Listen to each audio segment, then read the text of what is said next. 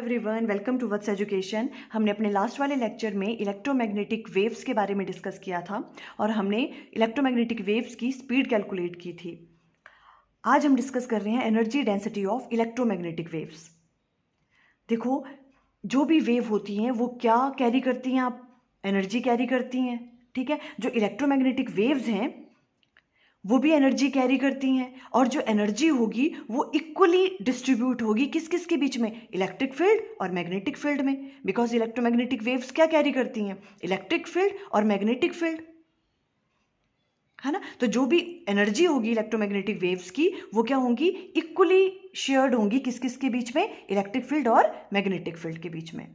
यही हमने write down किया। देखो, electromagnetic waves carry energy as they travel through space and this energy is shared equally by electric and magnetic field.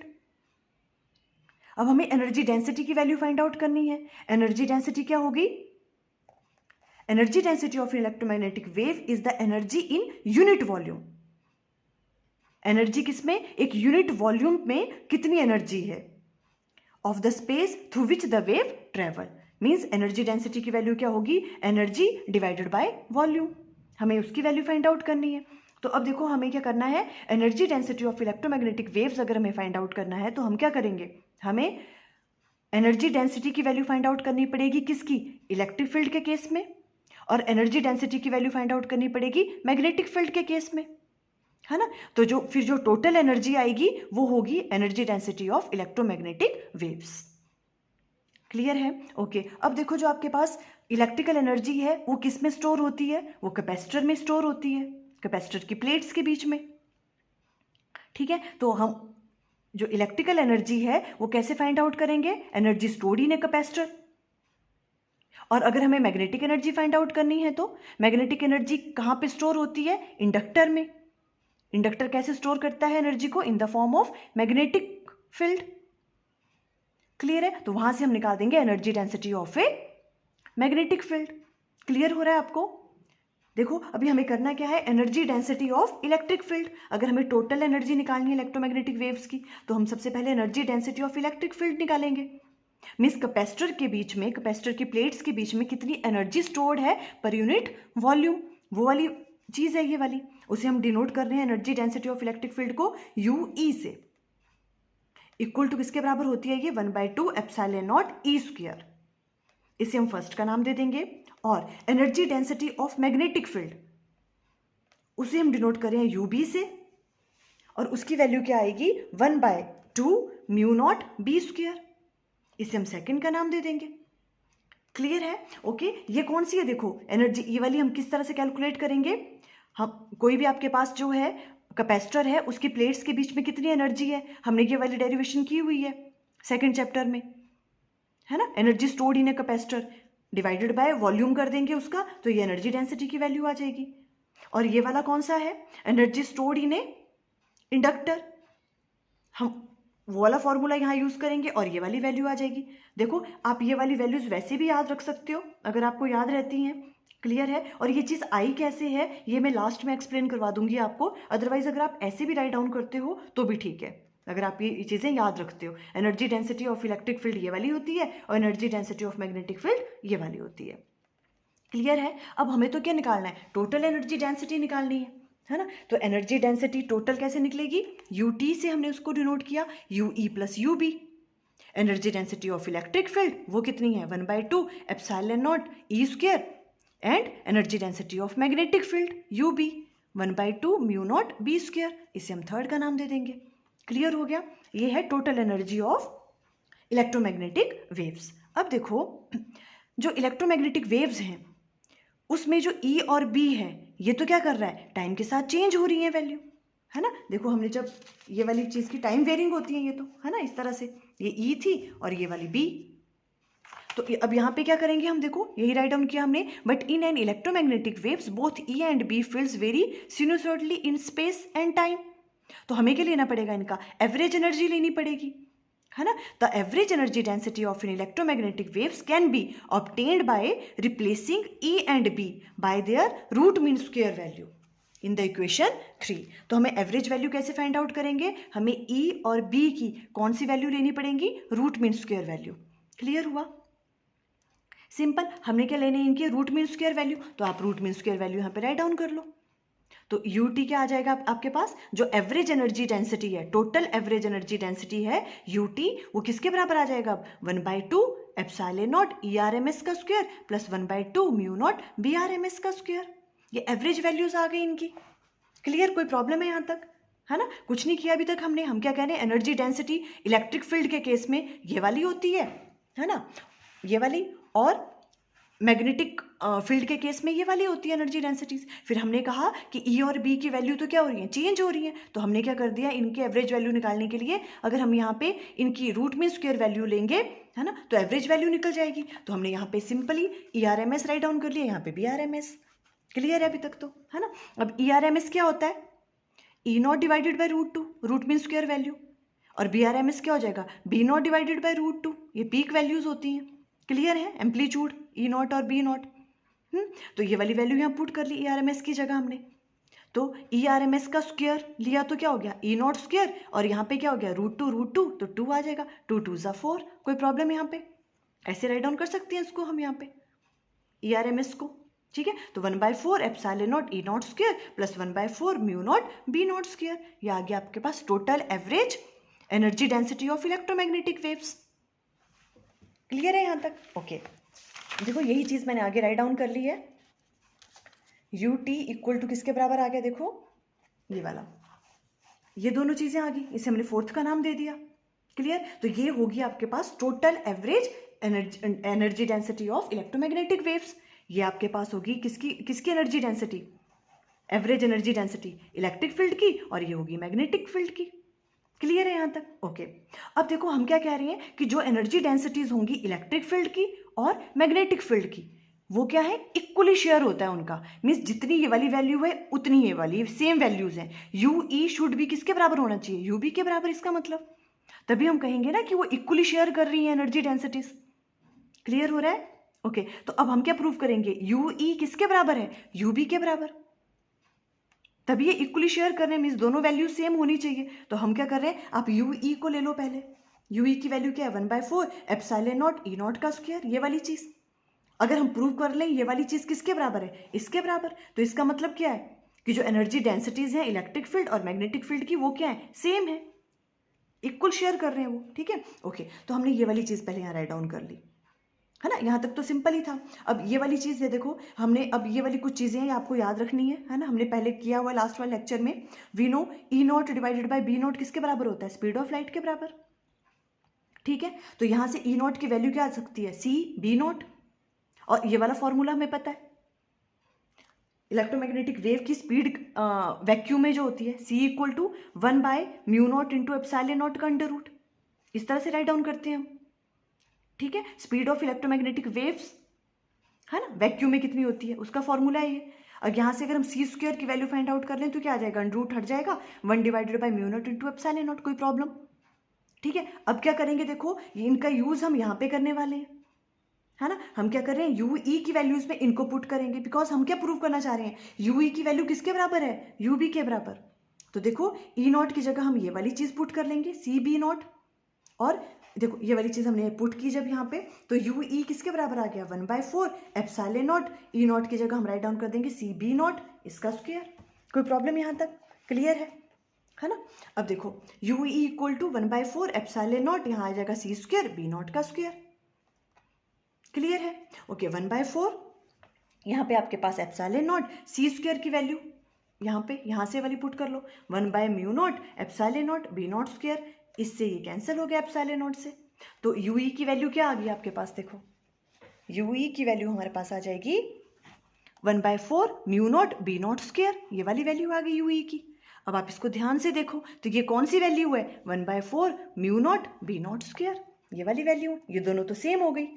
और ये वाली value किसकी थी, UB की, है ना? हम देखो UE को लेके चल रहे थे, हमने वैल्यूज पुट करी इसमें, तो देखा हमने कि UE की वैल्यू किसके बराबर आ गई, UB के बराबर। यहां से प्रूव हो गई ये चीज, है ना? UE किसके बराबर है, इट मीन्स UB के बराबर। It means average energy density of electric field equal to average energy density of magnetic field. इससे हमने प्रूव कर लिया कि इलेक्ट्रोमैग्नेटिक वेव्स जो एनर्जी के डेंसिटी कैरी करती हैं वो किसके बराबर होती है, वो इक्वली शेयर होती हैं। किस किस के बीच में, इलेक्ट्रिक फील्ड और मैग्नेटिक फील्ड में। यहां से हमने प्रूव कर लिया। इट मीन्स जो ये वाली वैल्यू है ये किसके बराबर है, अल्टीमेटली इसी वैल्यू के बराबर। क्लियर हो गया। ये देखो शॉर्ट क्वेश्चंस में भी पूछ सकते हैं आपको, तो आपको पता होना चाहिए, है ना। इक्वली शेयर करती हैं वो energy densities, electric field and magnetic field. Note down कर लेनी ये बात। In an electromagnetic waves the average energy density of electric field equal to the average energy density of magnetic field. Clear हो गया। Okay तो अब इस fourth equation को हम कैसे राइट डाउन कर सकते हैं, देखो ये वाली चीज, ut equal to 1/4 epsilon naught E naught square plus ub की जगह क्या राइट डाउन कर सकते हैं हम अब, ue की ही वैल्यू, बिकॉज ub किसके बराबर है, ue के बराबर, है ना। तो और ue क्या है, ये वाली चीज, तो ub की जगह हम यही वाली वैल्यू पुट कर सकते हैं कि नहीं, सेम है क्योंकि ये, है ना। तो 1/4 epsilon naught E naught square, add करके 2 आ जाएगा, 2 से 2 cancel, 1/2 epsilon naught E naught square, ऐसे भी राइट डाउन कर सकते हो। बिकॉज देखो ये वाली, ये आपके पास टोटल एनर्जी डेंसिटी आ गई। अब आप इसको इस फॉर्म में भी राइट डाउन कर सकते हो। जब आपको न्यूमेरिकल्स करने होंगे या तो उसमें आप ये वाला फॉर्मूला भी यूज कर सकते हो। जो टोटल एनर्जी है उसको हम किस फॉर्म में राइट डाउन कर सकते हैं, इस वाले फॉर्म में, बिकॉज ये बोथ सेम ही है। क्लियर है। ओके अब देखो इसी को अभी आप चेंज करके, अगर आपको रूट मीन स्क्वायर वैल्यू के फॉर्म में अगर आपको दे रखा है कुछ, ठीक है, जो वैल्यूज हैं न्यूमेरिकल्स में, तो आप क्या कर सकते हो, देखो हमें पता है ERMS किसके बराबर होता है, E0 डिवाइडेड बाय √2, और अगर इसका स्क्वायर कर दें, ERMS का स्क्वायर कर दें तो क्या आ जाएगा, E0 स्क्वायर √2 आ जाएगा 2, ये वाली चीज। और ये तो यही है, E0 स्क्वायर डिवाइडेड बाय 2, इसको हम राइट डाउन कर सकते हैं ERMS का स्क्वायर। क्लियर, इसलिए हमने इसको क्या राइट डाउन कर लिया, यहाँ पे देखो एप्सिलॉन नॉट ERMS का स्क्वायर, ऐसे भी आप राइट डाउन कर सकते हो। ये भी, ये वाला फॉर्मूला बन गया, ये भी फॉर्मूला है। क्लियर है। ओके ये तो था किसकी फॉर्म में राइट डाउन किया हमने, इलेक्ट्रिक फील्ड की फॉर्म में। अगर आपको मैग्नेटिक फील्ड की फॉर्म में आता है, ठीक है, तो आपने कैसे लिखना है, देखो फिर क्या करेंगे हम, ये जो फोर्थ इक्वेशन थी ut ये वाली, इसमें क्या करेंगे हम, मैग्नेटिक फील्ड दूसरा वाला ub की वैल्यू राइट डाउन करेंगे, ठीक है। तो यहाँ पे क्या 1/4 μ0 b0 स्क्वायर, और ue की जगह जो ये वाला है, ue की जगह, इसकी जगह क्या राइट डाउन करेंगे, ub, बिकॉज बोथ सेम है। अगर हमें मैग्नेटिक फील्ड की फॉर्म में राइट डाउन करना है तो ut किसके बराबर आ जाएगा, ये वाला 1/4 μ0 b0 स्क्वायर, ये वाला, यहीं पे दोनों सेम है, ऐसे राइट डाउन कर सकते हैं। बस सेम इसको भी हम ऐसे करके निकाल सकते हैं, सेम फॉर्मूला। ये आपके पास किसके निकल गया, बी की फॉर्म में, मैग्नेटिक फील्ड की फॉर्म में, तो ये वाला फॉर्मूला होगा 1/μ0 BRMS का स्क्वायर, और इलेक्ट्रिक फील्ड की फॉर्म में राइट डाउन करना है तो ut इक्वल टू क्या होगा, एप्सिलॉन नॉट ERMS का स्क्वायर। ये फॉर्मूलेज आपको याद रखने हैं। क्लियर है। देखो बहुत ही सिंपल सी चीज थी, है ना। हमने क्या किया, देखो सबसे पहले simple energy densities write down करी, किस किस की, इलेक्ट्रिक फील्ड की और मैग्नेटिक फील्ड की, ये वाली वैल्यूज होती हैं। टोटल वैल्यू ली, फिर हमने क्या कहा कि वो क्या है, टाइम वेरिंग है, तो हमें एवरेज वैल्यू फाइंड आउट करनी थी। उसके लिए हमने क्या कर दिया, RMS वैल्यू पुट करी इनकी, तो RMS वैल्यू हमने पुट की, तो उसके बाद क्या आ गया, इस तरह की कंडीशन आ गई। अब हम क्या कह रहे हैं, हमें प्रूव करना है UE इक्वल टू किसके बराबर है, UB के बराबर। तो हमने ये वाली चीजें थोड़ी सी यूज की, हमने U की वैल्यू किसके बराबर प्रूव कर ली, UB के बराबर। फिर हमने कहा कि हम इस इक्वेशन को कैसे राइट डाउन कर सकते हैं, दिस प्लस दिस सेम, तो ये दो फॉर्मूले हमारे पास आ गए। क्लियर होगी ये चीज आपको। अब देखो ये एनर्जी डेंसिटीज की वैल्यू आई कैसे थी, वैसे ये सारी डेरिवेशंस हम कर चुके हैं, फिर भी देखो अगर आपको ये देखना है कैसे आई तो मैं फटाफट से बता देती हूँ। आप अगर ऐसे भी इनको लर्न कर देते हो तो भी कोई प्रॉब्लम नहीं है, पर देखो अगर हम फटाफट से सॉल्व कर लेते हैं। यहाँ पे सबसे पहले अगर हम फाइंड आउट करें energy density of electric field, UE से हम डिनोट करेंगे। उसके लिए हमें क्या करना होगा, energy stored in a capacitor पहले फाइंड आउट करना है, उसको डिवाइडेड बाय वॉल्यूम से करेंगे तब ये वाली वैल्यू आएगी। ठीक है, ये हमने कैपेसिटर ले लिया, पॉजिटिव प्लेट नेगेटिव प्लेट, इनके बीच का डिस्टेंस d है, इलेक्ट्रिक फील्ड है इसमें। ठीक है, तो देखो energy stored in a capacitor क्या होता है आपके पास, देखो U से डिनोट कर रही हूँ मैं, उसकी वैल्यू होती है 1/2, क्या राइट डाउन करेंगे इसमें, Q स्क्वायर C के बराबर। ठीक है, और हमें पता है देखो Q किसके बराबर होता है, CV के बराबर, है ना। तो यहाँ से U को कैसे राइट डाउन कर सकते हो, 1/2 कैसे राइट डाउन कर सकते हो यहाँ पे हम, तो यहाँ पे आ जाएगा ये वाली वैल्यू पुट करेंगे तो ये वाली वैल्यू आ जाएगी यहाँ पे CV स्क्वायर। क्लियर है, ऐसे राइट डाउन कर सकते हैं। अब देखो अब हमें फाइंड आउट करनी है U की वैल्यू, देखो 1/2 और कैपेसिटेंस की वैल्यू क्या होती है, ये वाली चीज़ें तो अब आपको याद होनी चाहिए, ठीक है, epsilon not a divided bye D. और v को हम राइट डाउन कर सकते थे E इंटू डी के बराबर। याद है आपको ये v को हम कैसे राइट डाउन कर सकते हैं, E इंटू डी। ये ऐसे क्यों किया, बिकॉज हमें इलेक्ट्रिक फील्ड चाहिए था फॉर्मूले में, है ना, तो ई डी हम ऐसे राइट डाउन कर सकते हैं इसको, कोई प्रॉब्लम। अब ई डी का स्क्वायर, बिकॉज v का स्क्वायर है, v equal to E D के बराबर है। अब देखो u इक्वल टू किसके बराबर आ गया, 1/2 epsilon not a divided by D, और ये क्या हो जाएगा आपके पास ई स्क्वायर डी स्क्वायर, एक डी से ये वाला डी कैंसिल हो गया, क्लियर हो रहा है। और ये किसके बराबर आ जाएगा, देखो अब आपके पास 1/2 एप्सिलॉन नॉट ई स्क्वायर, और साथ में क्या आपके पास a इंटू डी, ये बच गया यहाँ पे। अब देखो जो कैपेसिटर की प्लेट्स हैं, मान लो इनका एरिया a है, a और डिस्टेंस इनके बीच में d है ना, तो एरिया मल्टीप्लाई बाय अगर ये कर दो आप, तो ये किसके बराबर आ जाता था, वॉल्यूम, है ना, हम इसको एज ए वॉल्यूम कंसीडर कर सकते हैं। तो ये वाली टर्म किसके बराबर आ गई, वॉल्यूम के बराबर। अब इसको अगर डिवाइड कर लें, बिकॉज हमें क्या निकालना है, देखो यूई एनर्जी डेंसिटी, क्या है ये, एनर्जी डेंसिटी। देखो ये एनर्जी है स्टोर्ड इन ए कैपेसिटर, और यू ई के डिनोट किया हमने एनर्जी डेंसिटी से, तो एनर्जी डेंसिटी क्या होता था, यू डिवाइडेड बाय वॉल्यूम, है ना। तो देखो यू ई की वैल्यू क्या हो गई, यू ई इक्वल टू किसके बराबर आ गया, यू डिवाइडेड बाय वी, ये वी को इधर लेके आ गए हम, ये यू था डिवाइडेड बाय वी, ये इसके बराबर आ गया, तो किसकी वैल्यू आ गई, 1/2 एप्सिलॉन नॉट ई स्क्वायर।